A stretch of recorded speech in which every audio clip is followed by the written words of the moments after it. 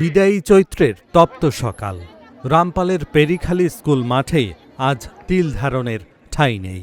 প্রখর রোদ উপেক্ষা করে শত শত প্রবীণ মানুষ ভিড় করেছেন একটু সুস্থ দৃষ্টির আশায়।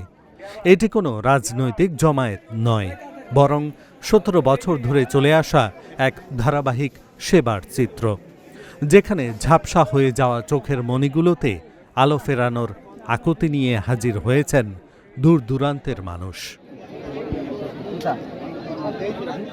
এক দুটি দিন নয়, দীর্ঘ ১৭ বছর।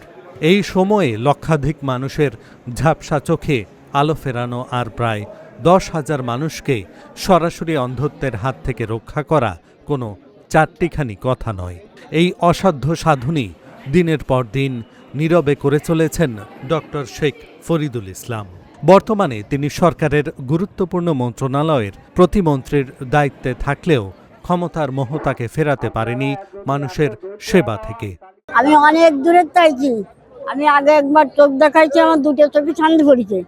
একটা চোখ অপারেশন হয়েছে, ভালো দেখতেছি, আর একটা চোখ কি করা যায় তাই দেখতে আইছি। আমি এখান থেকে উপকার পাইছি। আমি দুটো চোখ অপারেশন করছি, বুঝছেন, খুব উপকার। ২০০৯ সাল থেকে শুরু হওয়া এই দীর্ঘ যাত্রায় মন্ত্রী হওয়ার পরও জনসেবার এই রুটিনে কোনো বদল আসেনি। পদমর্যাদার চাকচিক্য ভুলে তিনি আজও তদারকি করছেন সাধারণ মানুষের এই চিকিৎসা সেবা। প্রতিমন্ত্রী শেখ ফরিদুল ইসলাম এমপি ২০০৯ সাল থেকে মংলা রামপাল এই জনপদে তিনি চোখের অপারেশন করছেন, মানুষকে চক্ষু সেবা দিচ্ছেন এবং এটি তিনি দলমত নির্বিশেষে এই চক্ষু সেবা দিচ্ছেন।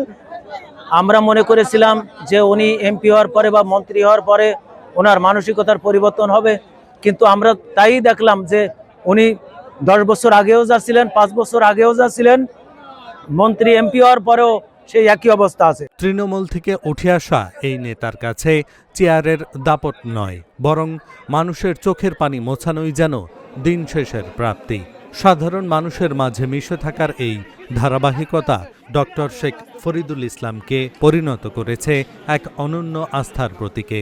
যারা আসছে ট্রিটমেন্ট নিয়ে দেখা গেল কোনো অসুবিধা নেই, ড্রপের ব্যবস্থা আছে, ওষুধের ব্যবস্থা আছে এবং প্রাইমারি যে ট্রিটমেন্টগুলো সেগুলো আমরা দিয়ে দিচ্ছি। আর বাছাইকৃত রোগীদের আমরা ঢাকায় নিয়ে অপারেশন করব। চৈত্রের উত্তাপ ছাপিয়ে দিন শেষে ঘরে ফেরা মানুষগুলোর হাসিতে তখন নতুন করে বাঁচার রঙিন স্বপ্ন। ক্ষমতার প্রটোকল আর জনসেবার মধ্যে যে সেতুবন্ধন তৈরি করা যায়, ডক্টর শেখ ফরিদুল ইসলাম তার এক বিরল উদাহরণ। Dhaka journal, news desk.